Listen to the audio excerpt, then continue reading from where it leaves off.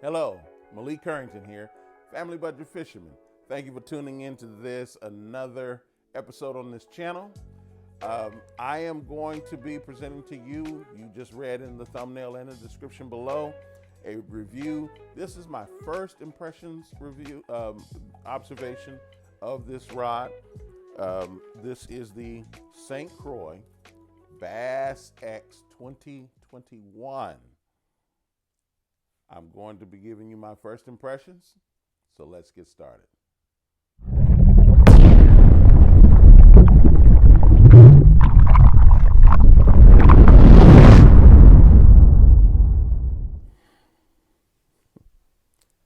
Thank you for tuning in. I just heard something that was funny a few moments ago. So at any rate, this is the new rod. This is the BassX. This is the 2021 model, the BassX rod by St. Croix, as you can see here. And I'm going to be talking to you in sections. And I'm not going to divide the video, but just kind of giving you a few highlights as I know them and understand them. We're going to talk about the tech specs. We're going to talk about the aesthetics, the tech specs, and then we're going to talk. I have to talk a little bit about what the market is for this rod, what its competition is, and some issues that just arise from the whole thing. Okay, so let's quickly get into this. Aesthetically, this just looking at the rod, it's a nice looking rod. I mean, it's a very durable rod. You could tell just by holding the rod that it's a very light rod. It seems to be a very stout rod, and aesthetically, it looks good.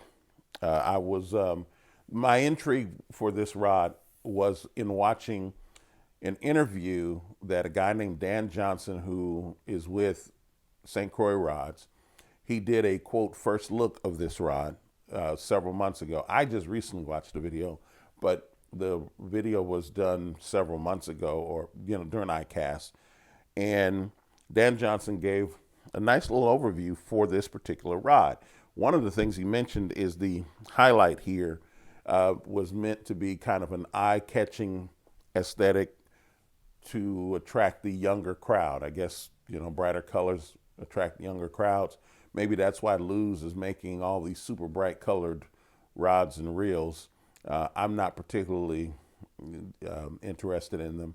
Even 13 Fishing decided to go with a lime green rod. I don't know how successful it was, but I don't have one of them in my arsenal. It was a Fate Black, but it was lime green. I even have some Skeet Reese rods over there, but I don't have the all yellow ones. I have the professional models that are both charcoal and yellow. And then the one all bright color rod I have is the white Fate Black 3. I think that's about as far as I'm willing to go. But this isn't for me. This is for a much younger crowd, as he said. And he said a lot of other things, and I'm going to reference Dan Johnson a lot in this video, so just be prepared. So at any rate, that's what he said, and I'm glad that that is a subtle highlight and not a major theme of the aesthetic. But I will say to St. Croix, because you all are familiar with your sordid history of the previous generation, if you emphasize quality, young people will not only give you your first money, but they'll give you your second money and your third money. You'll keep getting money out of them if you just keep the quality up. So having said that, like I said, it feels good in my hand. And we'll talk a little bit more about this. Now, I grip my handle like this. Okay, I'm left-handed, so I fish with both left and right, but here I am right here, and with my fingers, my hands as big as they are. I mean, my ring finger here is a size 17, so I'm barely getting into that cork. I'm a whole lot way down here, so I don't know if that was what it was supposed to be. But if you have smaller hands, you're never going to touch that cork. Just saying. Now, I think we should have had a little bit more cork, is what I'm trying to say. So but that's just looking at it, okay, and feeling it and holding it. But it feels really, really, really good. And let's see something here. And I'm going to upset somebody when I do this. I know I am. Okay. Let me get it off the light there. So right at about the X is where it balances. See that there? It balances right at about the X if it can stop rocking. So right at about the X, if you can see it right there, right at about the X. And I think that's important. I'm going to say this, and I'm sure whomever is watching is going to mention this. I'll put my 48 years of fishing experience up against anybody who's watching. This is important, okay? This is very important. How a rod balances is important. I know some people, some companies rather, make their rods heavier in the, on the front end, or some make them heavier on the back end. But just know that where a rod balances is important when it comes to rod fatigue. I mean, when you're casting, you want to know that you have a more balanced rod. The more balanced your rod is, the closer you put your finger to that reel seat, even with the reel on there, the better or the less fatigue you will have to suffer. Just know that. And I'm telling you from my own experience. I'm not telling you this based upon any kind of statistics. Okay. Now, so we've gotten past that. This rod balances quite well. Now, the next thing is now in the tech specs, I'm going to get into a little bit of light criticism. Just be prepared for a little bit of light criticism. I do like the split grip. I think that's really, I just like the way that looks. I really do believe that looks pretty cool. The reel seat, one other thing I can say, it's a little bit more plasticky than I expect, even for a rod at $120 retail. I think that they could have given a little bit more there. Now, I love where the hook keeper is. You all know my thing about hook keepers. Like where it is. Let's do some fishing specs here. So the rod is a 7'1" medium fast action rod, and it is the SC2 carbon rod blank that's here. The rating on this on the low end is 6 pounds on the low end for the fishing line, 12 pounds on the upper end. 3/16 on the lower end for the lure rating, 5/8 on the upper end. My recommendation is that you can go a few clicks below on the lure rating, but try not to go above. If you want to go to a 3/4, get the medium, get the medium heavy. Don't go with this medium here. Get a medium heavy. Now, I want to say something about the SC2 rod blank construction. Dan Johnson says in that same interview that the rod construction for SC2 is re-engineered. It is not the same SC2 as was in the previous generation of this model. Okay. Then they took that SC2 and made 16 different models with it. Okay. Now, so if you have a rod that has SC2 and you say, oh, well, they're just using the same rod blanks. No, they're not.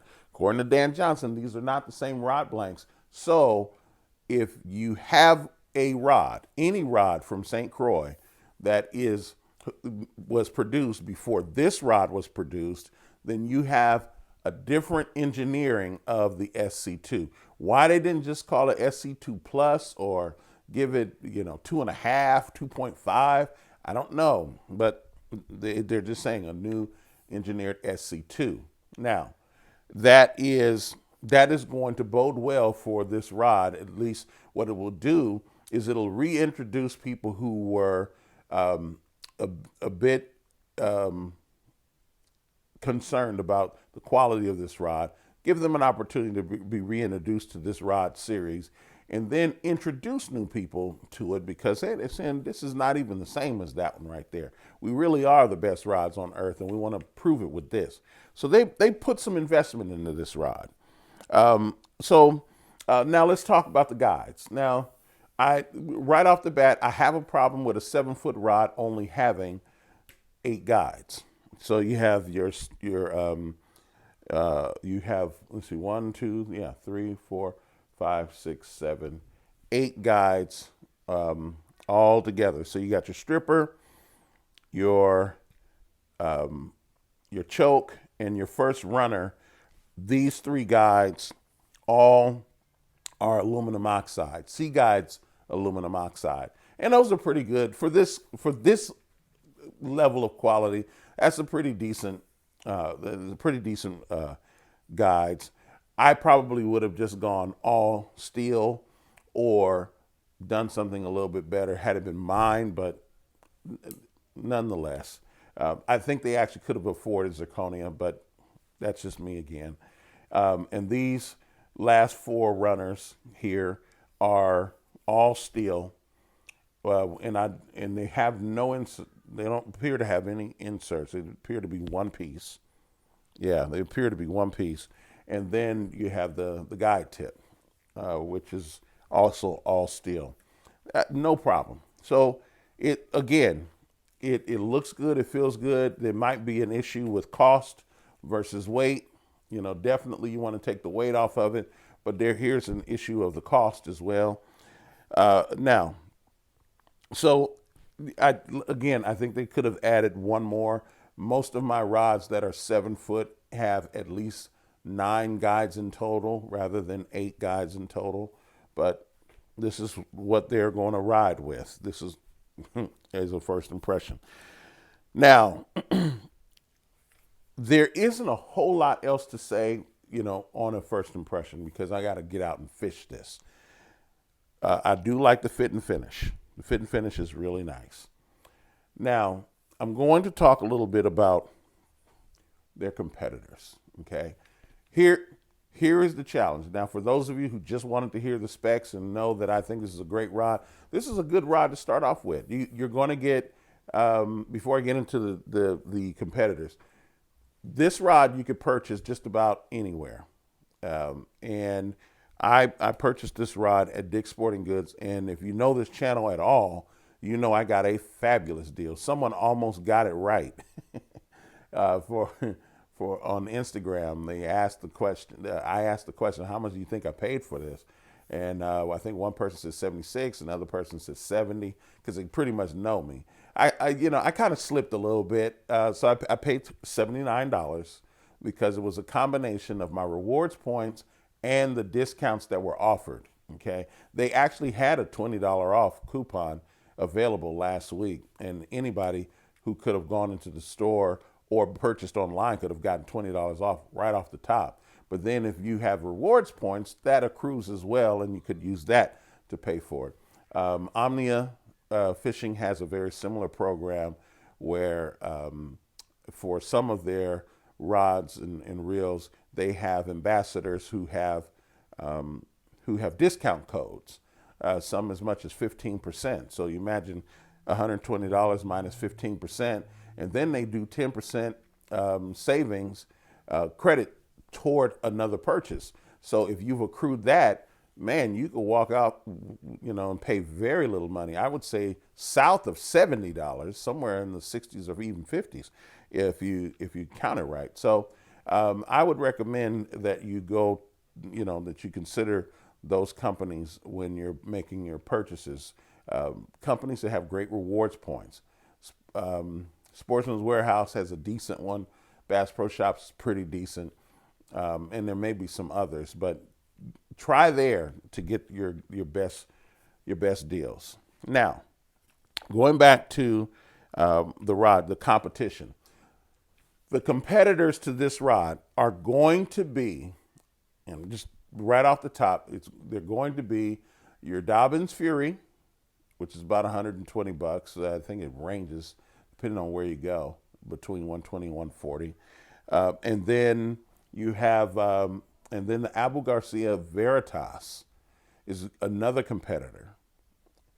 Now, the thing with those two rods is the makeup. The SC2 blank construction, at least for this rod, my understanding is that it's about the same as 36 ton Torrey carbon. So if it's in that range, if it's about the same, if you're heavy on tech specs, you may prefer this rod over even the Dobyns Fury and certainly the Veritas. The Veritas is, I think, a 30 ton carbon rod, and I think the Dobyns rod is about the same. Neither of them are 36 for sure. So, so you may prefer this rod over that rod. But there is another rod that I'm going to reintroduce you to, and of course that's the 13 Fishing Omen. The Omen series is a fantastic series, and this will be its competitor. Okay. Now I'm just going to tell you, I believe that this is a much better built rod than the BassX, and it's the same price point for various reasons, notwithstanding where they put that hook keeper. But if you take a look at it, look at the reel seat. The reel seat is a much better reel seat that's here. The guides, well, we'll get to the guides in a second. This is 36 ton, so very similar to BassX. And it's a 7'1" with the same lure rating. This is a medium power, 3/16 to 5/8, with a line rating of 6 pounds to 12 pounds. And then, and it has the same kind of lock nut construction, but it's a much better looking rod, a reel seat. And this is Portuguese cork. So you're getting all of that, and then you get a beautiful fit and finish for the same $120. And then look at this. You got you got your stripper, your choke right here, and then you got 1, 2, 3, 4, 5, 6, 7, 8 runners plus the guide tip. That's 11 guides on this rod. But I'm saying that because even Dobyns and the Berkeley's Veritas rod is they don't put that much effort into it. And another reason why I bring up 13 Fishing as a competitor as well is that 13 Fishing is a major fishing rod company. I know there are others that are big as well, but 13 Fishing is literally sponsoring national tournament competitions, and you got to take that into consideration. And then the availability of that product alongside the Veritas, alongside the Fury in retail. Most people, I know that online companies sell a lot of rods, but the reason why Dick's is big and some of the other companies are big companies is because people like to walk into the stores and make direct purchases. And that has to be taken into consideration just the same. This rod has to compete in that environment. And I think it will do well in that environment if the quality is there. If when we use this rod and the quality is there, it's going to do well in that environment. And I look forward to it. So one other thing about this rod, if this rod, according to Dan Johnson, performs the way that it is supposed to work, I mean, they're actually staking a little bit of reputation on this rod. I am saying, based upon what I heard Dan Johnson say about the quality of improvements in the rod, I am saying that this rod will displace the Mojo Bass freshwater. May not be inshore, and there may be some inshore models in this lineup. I'm not sure of that because I haven't taken a look at that. But what I'm saying is, as far as the inshore, that might be all Mojo Bass there, but this may be their new freshwater investment right here and displace the Mojo, and it'll jump from this up to the Victory. And the reason why is because the Victory, like the Mojo, has SC3 construction, but it also has, the Victory also has SC6 construction as well. So it has its place, and it itself will not be displaced by any rod between BassX and itself. But having said that, I think the Mojo Bass, unless there is something else that's going to happen, the Mojo bass is going to struggle in this price point. It's only $10 more with SC3 construction. Now, I know there are a lot of you who are swearing by the Mojo, and it's a great rod. It is no doubt about it. It's a great rod based upon the reputation it's enjoyed and the people like you who are using the rod. There just are not enough of you, and St. Croix apparently wants to go in this direction. Dan Johnson said this is a bass-centric rod. And I don't think there's enough room in their panoply for a bass-centric rod and a Mojo bass. I'm just saying. We'll see what 2022 holds for these rods. But that is my assessment. And I'm telling you, I think I'm more right than a lot of other people are going to be on this situation. So this rod, who is its built? And this is the last thing I'm going to mention in my first impressions. Who is this rod built for? Once again, this rod is built for an audience that that St. Croix wants to retain from 2020. That's their goal. They also want to recapture those who were dispirited by the previous generation. They're looking for that. And then if they can get scragglers like me, they'll get us. Okay? There is one last thing I want to mention. One of the reasons why I've often struggled at getting a lot of, and you might notice this, I don't have a lot of lower end rods from companies who manufacture high-end rods. Matter of fact, I've actively stayed away from, if you were a company who made a rod that was retailed for less than $150, and you were known for a $400, $500 or $700 rod. I mean, you were just, that was where you were, that was your sweet spot. I didn't buy that rod. And the reason is because I noticed that a lot of high-end rod manufacturers really do a poor job at constructing a lower end model.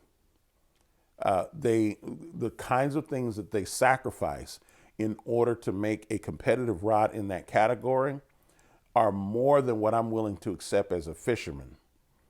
Because in that category, I just showed you 13 Fishing and how much more superior I believe that rod is to this rod in terms of rod build and construction. I just believe that. So I think that rods in that category are going to overwhelm. And if you don't believe me, and I don't care what anyone says, take a look at that Shimano SLX. Okay, the reel may be okay, not really too, reels have a different category to discuss all on their own. But that rod, and I think the rod is flimsy. It's just never going to be in my rod locker, ever, unless they do something with it. Another one was the E6SX for G. Loomis. G. Loomis knew they didn't need to be in that business with that EX6 or E6X. It was an okay rod. They've replaced it with the GCX, which I think is going to be a much better rod, but they never should have been in the business with that E6X. And there might be some of you who swear by it, but I'm just saying, it wasn't enough to keep most of our attention. So that's going to be St. Croix's challenge. They've done it a little bit with the Triumph, a little bit with Mojo, but they're not a very successful company on the low end. They are very successful in the the mid-range and the high-end range. Rods that are north of $200, not just $150. And I'll say the same thing goes for Daiwa.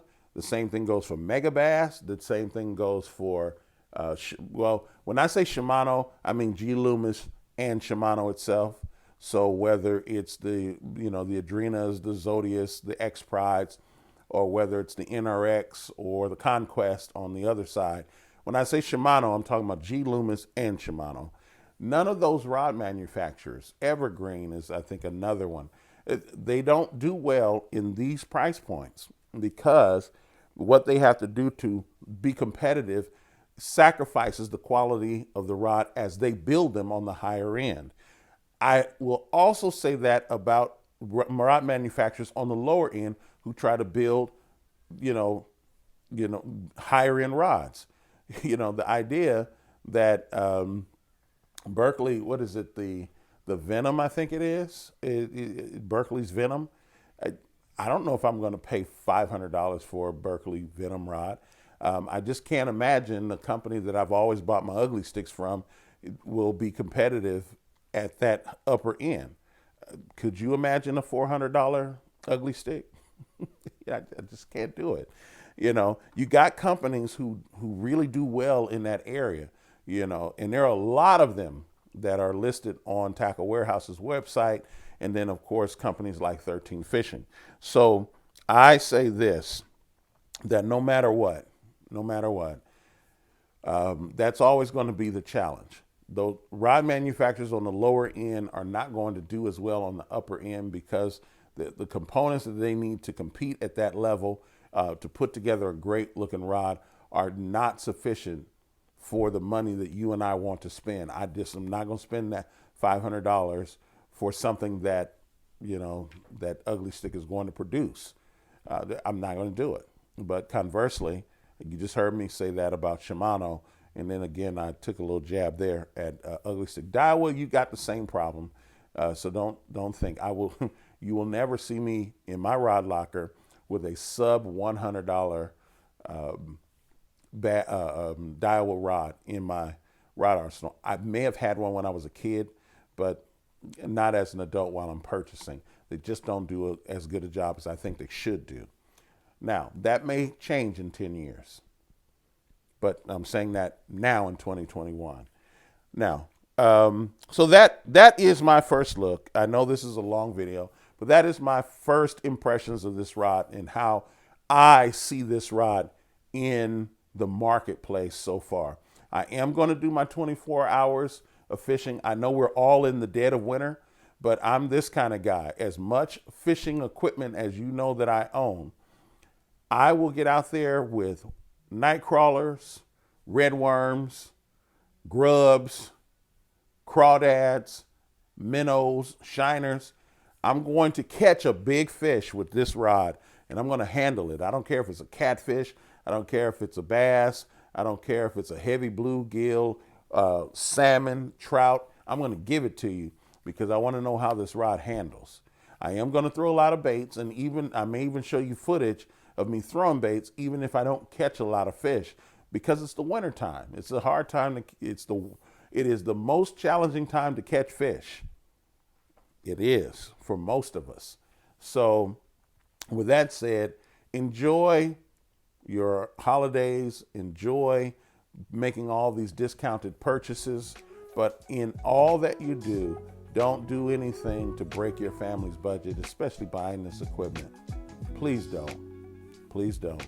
But do everything within the law and within good ethics to get out there and break your personal best. I'll see you in the next video. Take care.